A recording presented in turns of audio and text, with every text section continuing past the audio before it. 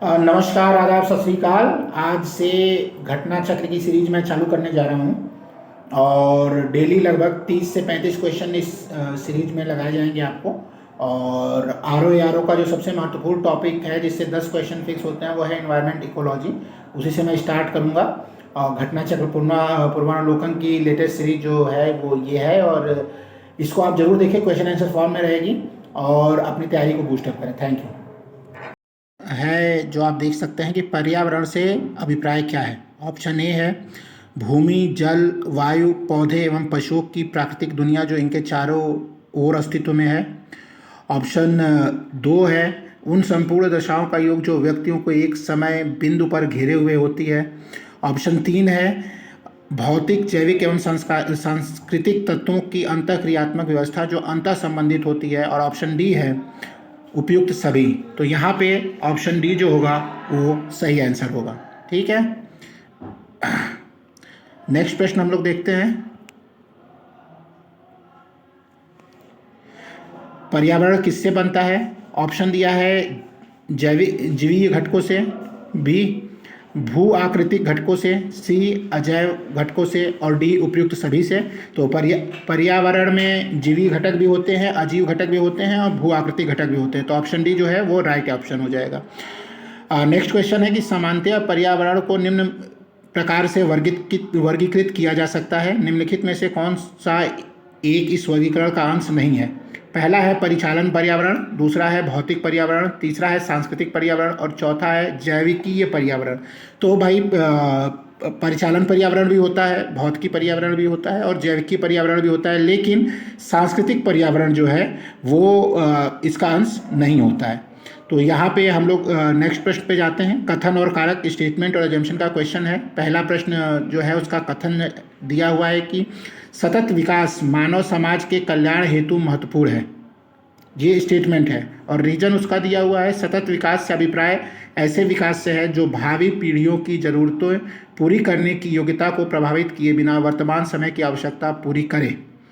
Options दिए गए हैं। ऑप्शन ए है ए तथा आर दोनों सही हैं तथा आर कथन ए की सही व्याख्या करता है। ऑप्शन बी है ए तथा आर दोनों सही हैं परंतु आर कथन ए की सही व्याख्या नहीं करता है। ऑप्शन सी है ए सही है परंतु आर गलत है। और ऑप्शन डी है ए गलत है परंतु आर सही है। तो इसका सही आंसर होगा ऑप्शन ए तथा आर दोनों सही है, और आर जो है वो ए की सही व्याख्या करता है। यानी कथन में जो है जमशन में वो कह रहा है कि स्टेटमेंट में सतत विकास मानव समाज के कल्याण हेतु महत्वपूर्ण है, और उसका रीजन दे रहा है कि सतत विकास से अभिप्राय ऐसे विकास से है जो भावी पीढ़ियों की जरूरतों को पूरी करने की योग्यता को प्रभावित किए बिना वर्तमान समय की चुनौतियों को भी। तो हम जानते ही हैं कि सतत विकास की परिभाषा ही होती है कि भावी पीढ़ियों को की आवश्यकताओं को ध्यान में रखते हुए अपनी ज़रूरतों को पूरा करना। इसलिए जो स्टेटमेंट ऑप्शन ए है वो सही है। नेक्स्ट क्वेश्चन है कि 1987 में संयुक्त राष्ट्र पर्यावरण से संबंधित एक प्रतिवेदन की प्रस्तुति के उपरांत धारणीय विकास सस्टेनेबल डेवलपमेंट पर चर्चा आरंभ हुई। वह प्रतिवेदन था पहला जलवायु परिवर्तन पर पहला प्रतिवेदन, बी जो ऑप्शन है वो आवर कॉमन फ्यूचर, सी जलवायु परिवर्तन पर दूसरा प्रतिवेदन, और डी पांचवा मूल्यांकन प्रतिवेदन। तो इसका ऑप्शन जो है वो बी सही है। ठीक है, तो WCED ने इसको दिया था जिसे ब्रटलैंड रिपोर्ट के नाम से भी जाना जाता है। ठीक, नेक्स्ट क्वेश्चन है निम्नलिखित घटनाओं को कालानुक्रमिक क्रम में व्यवस्थित कीजिए तथा नीचे दिए गए कूट से सही उत्तर चुनिए। तो पहला जो दिया है सीरीज उसमें है रियो पृथ्वी शिखर सम्मेलन, दूसरा है ब्रटलैंड आयोग रिपोर्ट का प्रकाशन, तीसरा है मॉन्ट्रियल प्रोटोकॉल का प्रवर्तन, और चौथा है the limit to growth report का प्रकाशन। ऑप्शन दिए गए हैं तो इसमें हमें माना है कि भाई रियो पृथ्वी शिखर सम्मेलन जो है वो 1992 में हुआ था। ठीक है, और मॉन्ट्रियल प्रोटोकॉल जो है वो आया था 1989 में, और ब्रटलैंड आयोग की रिपोर्ट जो है वो आई थी 1987 में, अभी ऊपर पढ़ा है हम लोगों ने, और द लिमिट टू ग्रोथ ये 1972 में आया था। तो इस हिसाब से हम लोग का जो ऑप्शन जो सही होगा वो हो जाएगा 4 2 3 1, यानी ऑप्शन बी जो है वो सही है। देखिए आप इसको देखिए, इसको हम लोग ऐसे भी कर सकते थे कि भाई मॉन्ट्रियल प्रोटोकॉल के तुरंत बाद रियो पृथ्वी शिखर सम्मेलन हुआ था। तो ऑप्शन में देखिए आप कहीं ऐसा दिख रहा है क्या कि मॉन्ट्रियल के बाद तुरंत पृथ्वी शिखर सम्मेलन, और कहीं नहीं दिख रहा है, बी में दिख रहा है। तो ऐसे एलिमिनेशन मेथड से भी आप इसे कर सकते थे। नेक्स्ट क्वेश्चन जो है वो है कि धारणीय विकास किसके उपयोग के संदर्भ में अंतर पीढ़ीगत संवेदनशीलता का विषय है। पहला प्राकृतिक संसाधन, दूसरा भौतिक संसाधन, तीसरा औद्योगिक संसाधन और चौथा सामाजिक संसाधन। तो अभी हमने पढ़ा कि धारणीय विकास यानी सतत विकास जो है वो प्राकृतिक संसाधनों का उपयोग जो है भावी पीढ़ियों को ध्यान में रखते हुए किया जाता है, तो ये प्राकृतिक संसाधन हो गया, यानी ऑप्शन ए सही है। पांचवा क्वेश्चन है सतत विकास के लिए आवश्यक है जैविक विविधता का संरक्षण, बी प्रदूषण का निरोध एवं नियंत्रण, सी निर्धनता को घटाना और डी सभी। तो सतत विकास के लिए ये तीनों ही सही हैं। ये तो नॉर्मल सा क्वेश्चन है, अच्छा एलकेजी का भी बच्चा इसको बता सकता है। ठीक है, नेक्स्ट क्वेश्चन हम लोग के हैं वो कार्बन चक्र से है। देखिए पहला क्वेश्चन आ गया इसमें कार्बन चक्र से। पहला क्वेश्चन है कि निम्नलिखित पर विचार कीजिए। प्रकाश संश्लेषण, श्वसन, जैव पदार्थों का अपक्षय और ज्वालामुखी क्रियाएं, उपरोक्त में से कौन सी क्रियाएं पृथ्वी के कार्बन चक्र में कार्बन डाइऑक्साइड छोड़ती हैं। तो प्रकाश संश्लेषण में क्या छूटता है मालूम है आपको? कार्बन की ऑक्सीजन, हाँ मुझे पता था आप लोग कार्बन कहेंगे। ऑक्सीजन छूटता है भैया सूर्य के प्रकाश में तभी, और श्वसन में कार्बन डाइऑक्साइड निकलती है, जैव पदार्थों के अपक्षय में भी कार्बन डाइऑक्साइड निकलती है और ज्वालामुखी क्रियाएं में भी भारी मात्रा में कार्बन डाइऑक्साइड निकलती है। तो इसका ऑप्शन सी सही होगा जो दिया हुआ है आंसर में। ठीक है, नेक्स्ट क्वेश्चन है कि अधोलिखित में से कौन सा पृथ्वी के कार्बन चक्र में कार्बन डाइऑक्साइड की मात्रा को नहीं बढ़ाता है। पहला श्वसन, दूसरा प्रकाश संश्लेषण, तीसरा जैविक पदार्थों का क्षय, चौथा जैविक ज्वालामुखी क्रिया है। तो ऊपर वाला ही प्रश्न है जिसकी भाषा को बदल दिया है। तो इसमें प्रकाश संश्लेषण में जो है वो ऑक्सीजन गैसें निकलती हैं, ऑप्शन बी सही है। नेक्स्ट क्वेश्चन है सौर विकिरण की सबसे महत्वपूर्ण भूमिका है। ऑप्शन ए कार्बन चक्र में, बी हाइड्रोजन चक्र में, सी जल चक्र में और डी नाइट्रोजन चक्र में। तो सौर विकिरण की सबसे महत्वपूर्ण भूमिका जो होती है वो जल चक्र में होती है। इससे जल का वाष्पीकरण करता है और विकिरण द्वारा बल्ब का जल में द्रवीकरण किया जाता है। इसको हाइड्रोस्फीयर, जो जल चक्र है वो हाइड्रोस्फीयर में जल की विभिन्न गतिविधियों को दर्शाता है। नेक्स्ट क्वेश्चन है वर्षा की मात्रा निर्भर करती है हवा के दबाव पर, वायुमंडल में नमी पर, जल चक्र पर और तापक्रम पर। तो भैया किस पे करेगी वर्षा की मात्रा बताइए? अरे वायुमंडल की नमी पर वर्षा की मात्रा हमेशा निर्भर करती है, यानी ऑप्शन बी सही है। नेक्स्ट क्वेश्चन है कई आरोपित पौधे इसलिए नहीं बढ़ते हैं क्योंकि ऑप्शन ए नई मिट्टी में इष्ट खनिज पदार्थ नहीं रहते हैं, ऑप्शन बी अधिकांश मूल रूम नई मिट्टी को अधिक शक्ति से जकड़ लेते हैं, सी प्रतिरोपण के दौरान अधिकांश मूल रूम नष्ट हो जाते हैं और डी प्रतिरोपण के दौरान पत्तियां क्षतिग्रस्त हो जाती हैं। तो डी तो ऐसे ही निकल गया भैया मेरे कि प्रतिरोपण के दौरान पत्तियां अगर क्षतिग्रस्त भी होंगी तो उससे बहुत ज़्यादा फर्क पड़ने वाला नहीं है, क्योंकि मूल ही जो है उसको जो जड़ होता है वही उसका खान पान लेके आगे बढ़ता है। तो इसमें जो है ऑप्शन सी सही है। अगर मूल रूम नष्ट हो जाएं, रूट्स जो है वो अगर गलत हो जाएं तो नष्ट हो जाएं तो पौधे नहीं बढ़ पाते हैं। ठीक है, नेक्स्ट क्वेश्चन हम लोग देखते हैं पृथ्वी के चारों ओर गैसों के समूह को क्या कहते हैं। पहला भूमंडल, दूसरा जलकण, तीसरा वायुमंडल, चौथा जलमंडल। तो भैया ऑप्शन सी सही है। भूमंडल तो हो गया पृथ्वी के चारों तरफ का आवरण, पृथ्वी के चारों तरफ का आवरण, और जलमंडल हो गया जल का जो समूह है। ठीक है, और वायुमंडल हो गया जो पृथ्वी के चारों ओर गैसों का समूह बनता है। ठीक है, और नेक्स्ट क्वेश्चन है वायु एक ऑप्शन एक यौगिक है, तत्व है, मिश्रण है, विद्युत अपघट्य है। तो जितने भी साइंस के बच्चे होंगे वो जानते होंगे कि वायु एक मिश्रण है। ठीक है, नेक्स्ट क्वेश्चन है निम्नलिखित में से नोबल गैसों में कौन सी वायु में नहीं पाई जाती। तो ऑप्शन दिया हीलियम, आर्गन, रेडॉन, नियॉन।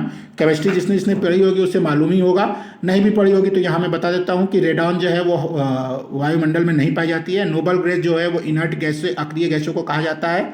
ठीक है, नेक्स्ट क्वेश्चन है शुष्क हवा में नाइट्रोजन की मात्रा होती है। ऑप्शन ए 21%, बी 27%, सी 50% और डी 78%।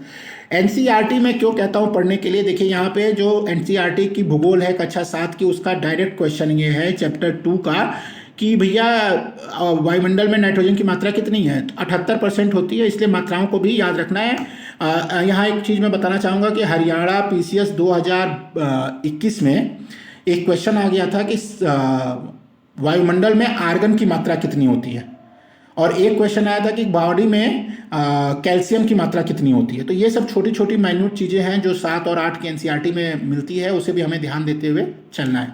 नेक्स्ट क्वेश्चन है कि वातावरण में सर्वाधिक प्रतिशत किसका है? ऑक्सीजन का, कार्बन डाइऑक्साइड का, नाइट्रोजन का, हाइड्रोजन का। ये तो लॉलीपॉप चूसने वाला बच्चा ही बता देगा कि नाइट्रोजन का सबसे ज़्यादा प्रतिशत होता है। नेक्स्ट क्वेश्चन है हवा में जिस गैस की मात्रा सबसे अधिक है वह है, फिर वही क्वेश्चन का फ्रेजिंग चेंज कर दिया, मतलब क्वेश्चन पूछने का तरीका चेंज कर दिया, option D nitrogen. Next question है पर्यावरण अपकर्ष से अभिप्राय है? ए पर्यावरणीय गुणों का पूर्ण रूप से निम्नीकरण, बी मानवीय क्रियाकलापों से विपरीत परिवर्तन लाना, सी पारिस्थितिकीय विभिन्नता के परिणाम पारिस्थितिकीय असंतुलन, और डी उपयुक्त सभी। तो इसका आंसर हो जाएगा उपयुक्त सभी, यानी ऑप्शन डी। पहला देखिए पर्यावरण अपकर्ष, अपकर्ष का मतलब होता है नीचा दिखाना। हम लोग आरओ की तैयारी कर रहे हैं तो हम लोग को हिंदी को विशेष ध्यान देना है। उत्कर्ष का विलोम होता है अपकर्ष, उत्कर्ष मैंने बढ़ाना और उपकर्ष मैंने नीचा दिखाना। तो पर्यावरण नीचे कैसे दिखेगा? दिखेगा कैसे कि जब हम उसके गुणों को, उसके गुणों को मिनिमाइज करेंगे, ऑप्टिमम करेंगे, उसके मानवीय क्रियाकलाप जो हम आजकल कर रहे हैं, ग्लोबल वार्मिंग वगैरह जो चल रही है, गैसों का ज़्यादा यूज है, अभी देख रहे हैं आप दिल्ली में AQI 802 पहुंच गया था, वो है, और पारिस्थितिकी जो संतुलन है उसको हम लोग बिगाड़ रहे हैं। यानी चारों ऑप्शन जो है वो कारण है, यानी ऑप्शन डी सही है। तो इस तरह क्वेश्चनों को हमें समझना भी है। नेक्स्ट क्वेश्चन है अपक्षय का विचार संबंधित है? पृथक हुए पदार्थों का संग्रह, मौसम में दैनिक परिवर्तन। नेक्स्ट ऑप्शन है एक प्राकृतिक क्रिया जो चट्टानों को सूक्ष्म कणों में विभक्त करती है, और डी उपयुक्त में से कोई नहीं। तो अपक्षय, अपक्षय मतलब टूटना, इरोजन, इरोजन मतलब डी, यानी एक प्राकृतिक क्रिया एक है जो चट्टानों को सूक्ष्म कणों में विभक्त करती है। अच्छा, चट्टान जब टूटते टूटते जाते हैं ना तो वही मिट्टी बन जाती है, ठीक है। तो यानी चट्टानों का बहुत वाइटल रोल है मानव समाज में।